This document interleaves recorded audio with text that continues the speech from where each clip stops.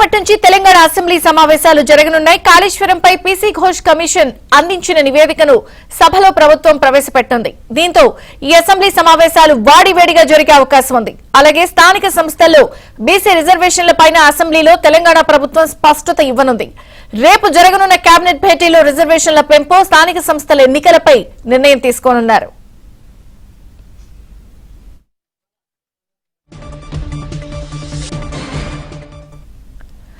గత ప్రభుత్వ తప్పిదాలను సభలో బయటపెట్టాలని కాంగ్రెస్ కసరత్తు చేస్తోంది. మరోవైపు నేడు ఫామ్ హౌస్ లో కేసీఆర్ తో కేటీఆర్, హరీష్ సహా బీఆర్ఎస్ నేతలు సమావేశం కానున్నారు. అసెంబ్లీలో అనుసరించాల్సిన వ్యూహంపై నేతలకు కేసీఆర్ దిశానిర్దేశం చేశారు. కాళేశ్వరం కమిషన్ నివేదికపై చర్చించేందుకు తగినంత సమయం ఇవ్వాలని బీఆర్ఎస్ అంటుంటే కావలసినంత సమయం ఇస్తామని కాంగ్రెస్ చెప్తోంది. అలాగే అసెంబ్లీలో పవర్ పాయింట్ ప్రెజెంటేషన్ ఇవ్వడానికి బీఆర్ఎస్ అనుమతి కోరింది.